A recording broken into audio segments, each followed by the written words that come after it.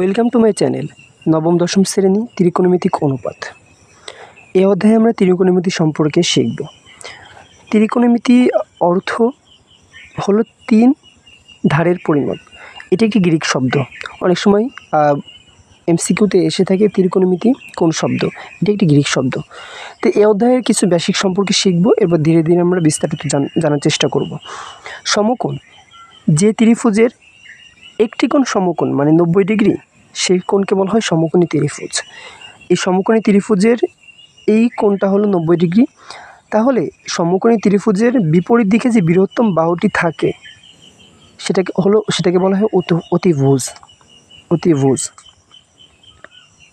এবং ভূমি অক্ষ বরাবর যে রেখাটা গেছে যেমন বিসি, এটাকে বলা হয় ভূমি, এবং লম্ব দিকে যেটা গেছে সেটাকে বলা হয় লম্ব। এখন ত্রিকোণমিতি সম্পর্কে জানার জন্য বেসিক্যালি আমাদের প্রথমে পিথাগোরাসের একটা সূত্র সম্পর্কে জানতে হবে। তার সূত্রটি এমন ছিল যে সমকোণী ত্রিভুজের অতিভুজটা হবে ভূমি এবং লম্বের সমান। তাহলে সূত্রটা কেমন ছিল? অতিভুজ স্কয়ার সমান হল লম্ব স্কয়ার প্লাস ভূমি স্কয়ার। এখন যদি আমরা ত্রিভুজের মানটা ইউজ করি, যেমন অতিভুজ কি এসি স্কয়ার সমান লম্ব স্কয়ার হবে এবি স্কয়ার প্লাস ভূমি স্কয়ার হলো বিসি স্কয়ার। এটা হলো আমাদের সূত্র। তো এটা আমাদেরকে মুখস্থ করে রাখতে হবে। এখন এই অধ্যায়ে আমাদের মূলত থিটার ব্যবহার সবচেয়ে বেশি হয়ে থাকে, থিটা। এবং হায়ার ম্যাথের যে অন্য বিষয়গুলো আছে, মানে আলফা, বেটা, গামা, ওগেমা, ওমেগা, ফাই, এগুলোর ব্যবহার এই অধ্যায়ে নেই। এই অধ্যায়ে ব্যবহার হয়েছে শুধু থিটার ব্যবহার। এখন যদি একটা অঙ্ক এভাবে দেয় যে বলল যে এটা এবিসি একটা সমকোণী ত্রিভুজ, যার এই অতিভুজটা দেওয়া হচ্ছে 17, এটা আমাদের সমকোণ 90 ডিগ্রি, এবং ভূমি দেওয়া আছে 15। বলল যে এবি কত। এখন তাহলে আমরা এটা বের করব কিভাবে? এটা বের করার জন্য আমাদের প্রথমে আসতে হবে এই সূত্রটার কাছে। আমরা জানি এসি স্কয়ার সমান AB square plus BC square, মানে অতিভুজ স্কয়ার সমান লম্ব স্কয়ার প্লাস ভূমি স্কয়ার। তো আমাদের এখানে দেওয়া আছে কি আমরা লিখব, দেওয়া আছে অতিভুজ এসি সমান 17, বিসি সমান 15। এখন আমরা জানি সূত্রটা কি, আমাদের মূল সূত্র এসি স্কয়ার সমান AB square plus BC square. এখন আমাদের দেওয়া আছে এই এসি এবং এই বিসি দেওয়া নেই, কোনটি এই এবি দেওয়া নেই। তো আমি এবিটাকে এদিকে নিয়ে আসবো, এই পাশে সমান চিহ্নের ডান দিকে নিয়ে আসবো, AB square plus BC square, এখানে আসে এসি স্কয়ার। এখন আমাদের বের করতে বলছে কোনটি, সেটা হলো আমাদের এই এবি বের করতে হবে। তো আমি এবিটাকে এখানে রেখে দেব, তাহলে এই বিসিটাকে ওখানে নিয়ে যাব, তাহলে AC square minus BC square. তো এখন আমরা মানটা বসাবো। আমরা এবিটা রেখে দেব, এবি হোল স্কয়ার, এসির মান দেওয়া হচ্ছে 17 হোল স্কয়ার মাইনাস বিসির মান দেওয়া হচ্ছে 15 হোল স্কয়ার। এখন এবি হোল স্কয়ার, এখন 17 গুণ 17, এটার ক্যালকুলেটর ব্যবহার করলে পাওয়া যায় 279 মাইনাস 225। এটা বের করলাম কিভাবে? উপরে যদি হোল স্কয়ার থাকে, যদি পাওয়ার যে সংখ্যাটি থাকে ভিত্তিতে ততবার গুণ হয়। যেমন আমি যদি এ উপরে 2 দেই, তাহলে এ গুণ হবে 2 বার, কত হয় এখানে এ স্কয়ার হয়। যদি এ 3 থাকে এ গুণ হবে 3 বার, যদি 4 থাকে এ গুণ হবে 4 বার। সেভাবে 17 গুণ হয়েছে 2 বার 289 মাইনাস 15 গুণ হয়েছে 2 বার 225। এখন এ বি এর হোল স্কয়ার, এখন এই দুটো বিয়োগ করলে হলো 64। এখন যখন আমি এই স্কয়ারটা এদিকে নিয়ে যাব, উঠাই দিব, তাহলে সমান চিহ্নের এদিকে যদি আমি নিয়ে যাই তাহলে এটা রুট হয়ে যায় 64। এখন আমি রুটটা কিভাবে উঠাবো? রুটটা উঠানোর নিয়ম হলো তোমার স্কয়ার এবং রুটে সবসময় কাটাকাটি যায়, স্কোয়ার এবং রুটে সবসময় কাটাকাটি যায়। এখন ভিতরের সংখ্যাটি যদি স্কোয়ার বানাইতে পারি আমি, তাহলে এই রুটটা উঠানো যাবে। কিভাবে বানাবো আমরা জানি 5 গুণ 5 সমান কত? 25। তো 25 সংখ্যাটা আমরা লিখতে পারি এটা, আবার এটাকে আমরা লিখতে পারি 5 হোল স্কোয়ার। সেভাবে 64, 8 গুণ 8 সমান হয় কত আমাদের?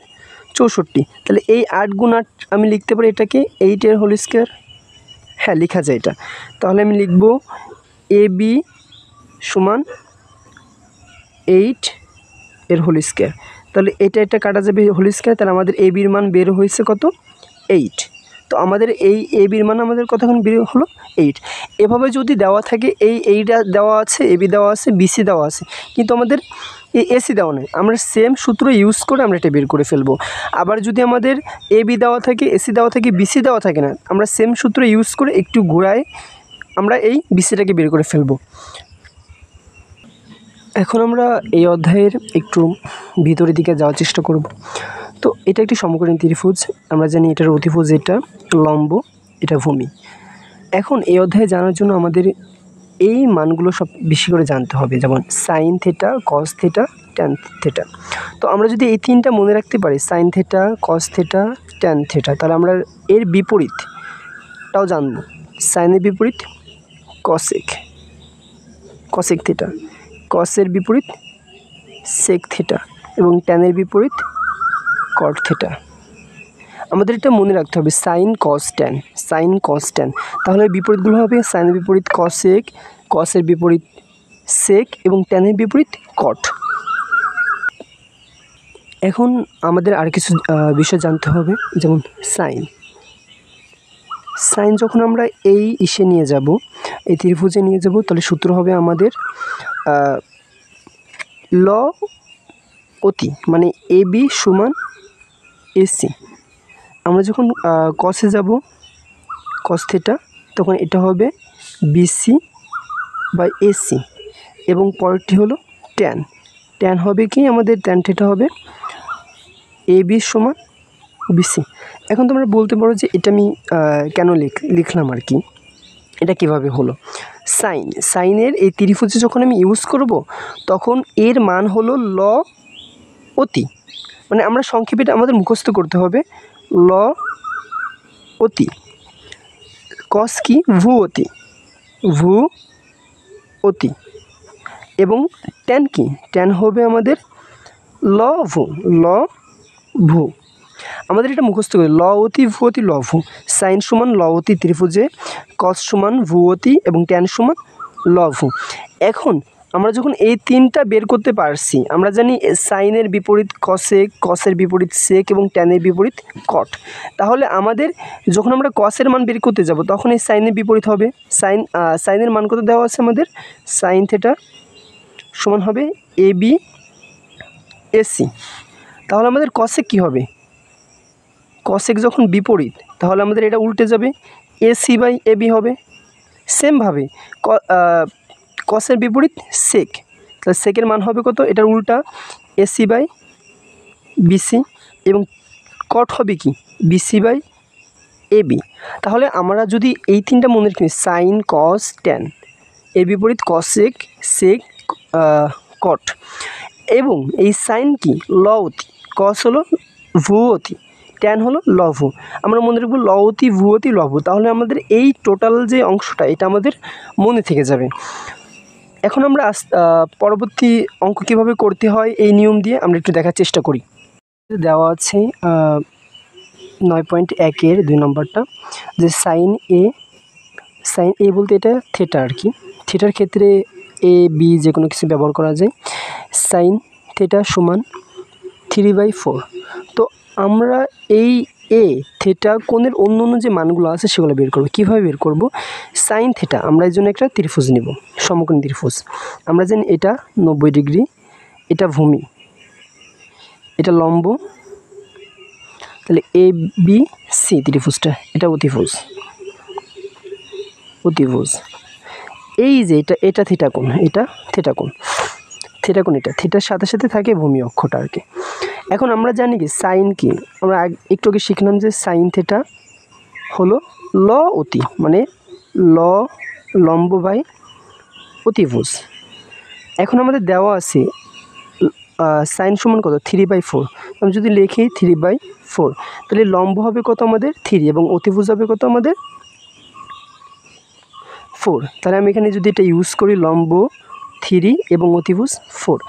এখন আমাদের বের করতে বলছে যে এ কোণের অন্য মান কত। অন্য মান বলতে আমাদের বের করতে বলছে ওই কট, কসেক, সেক, ট্যান, কট এই মানগুলো বের করতে বলছে আমাদের।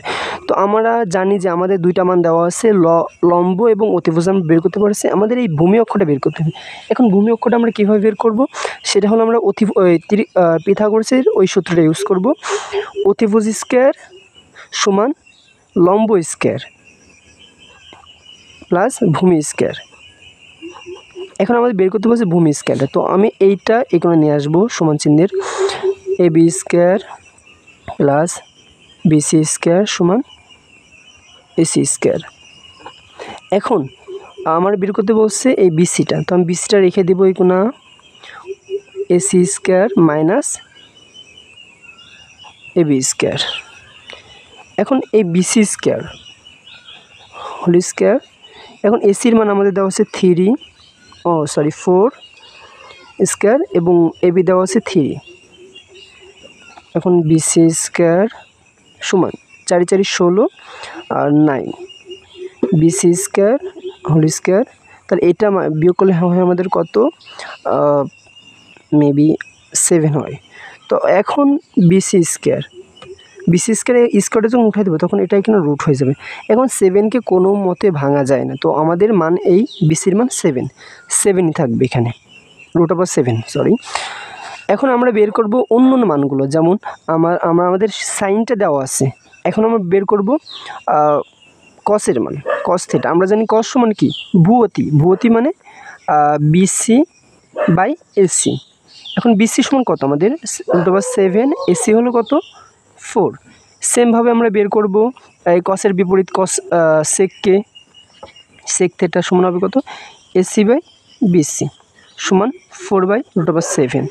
বের করবো আমরা ট্যান থিটা আমরা জানি কি লবতী, তাহলে AB বা হলো AC, তাহলে 3/4। এর উল্টোটা বের করবো কট থিটা সমান হবে আমাদের কত AC/AB সমান 4/3। সেমভাবে আমাদের আছে আর কোনটা, এই সাইনের বিপরীত কসেক থিটা, সেটা হবে কত আমাদের অতি AC/AB। সরি, এখানে আমাদের এই কট হবে হলো AB বা কট হবে হলো ভূয়তী, সরি একটু মিস্টেক করেছি, ট্যানটা হবে AB/BC। তাহলে কত আমাদের AB হলো 3 আর BC হলো √7। এখন এই কটটার বিপরীত হবে BC/AC, সেটা হবে কত আমাদের 3/7/√3। এই কসেক হবে কিসের বিপরীত, এই সাইনের বিপরীত। তাহলে আমরা সাইন দেওয়া আছে 3/4, আর তাহলে আমাদের কসেক হবে হলো 4/3। তাহলে আমরা বুঝতে পারলাম যে কিভাবে ত্রিকোণমিতিক অঙ্কগুলো সমাধান করতে হয় সমকোণী ত্রিভুজের মাধ্যমে। পরবর্তীতে আমরা বিস্তারিত সম্পর্কে আরও জানবো ইনশাল্লাহ।